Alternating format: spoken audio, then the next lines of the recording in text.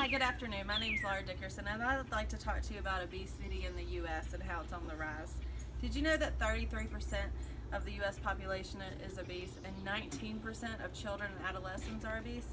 I was curious to find out what's the culprit of this and why it's on the rise in the U.S., so I did some research. And what I found was that many people want to blame the fast food industries for their obesity.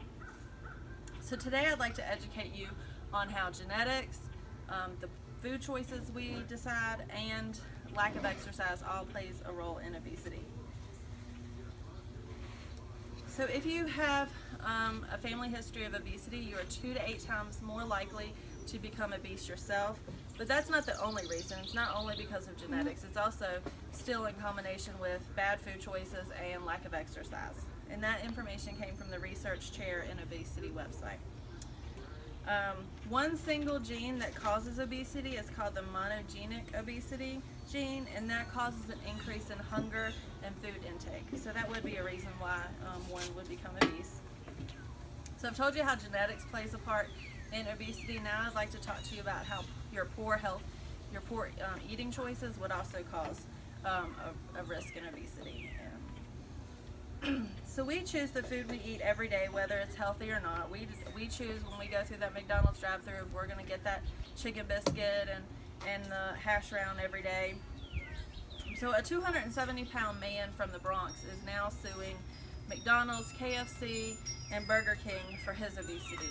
And that information came from ABC News. He's saying that those companies did not disclose their nutritional information, and he was eating there 4 to 5 times a week, not knowing how bad the food was for him. McDonald's came back and their argument was that yes, they do display that nutritional information. It's on their drive-thru windows, it's on the counter, above the counter, and it's also on their website.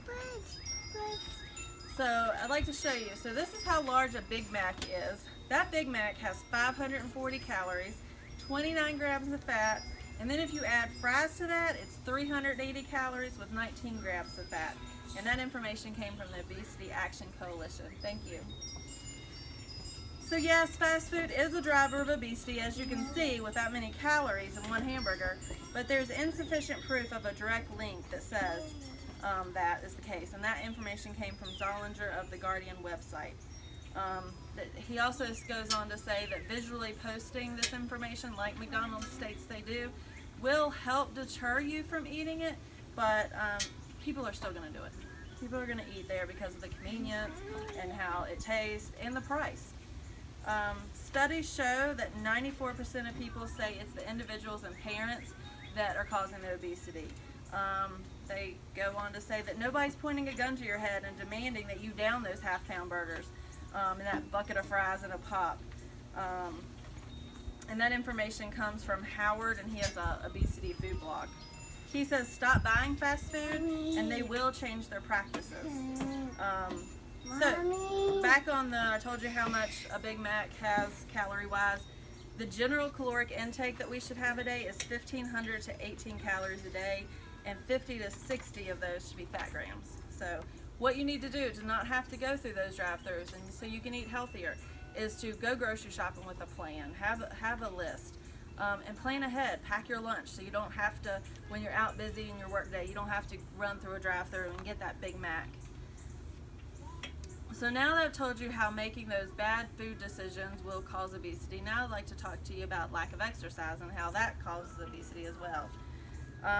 Excess calories that you have become stored and it becomes fat in the body. So exercise burns calories. Did you know that 1 mile has to be done to burn 100 calories? So if you're taking that Big Mac had 500 and some, and you add the fries, look how much walking or running you have to do to burn off those calories. So you need to be in control of your own life. You need to do things that maybe you don't think you have time for exercise, but take those stairs. Park farther away when you're in parking lots. Walk at lunch. There's all kinds of things that we can do to help with this obesity problem. We can also choose nutritious food, or we can choose to continue to eat those Big Macs. That is our decision. Thank you for your time.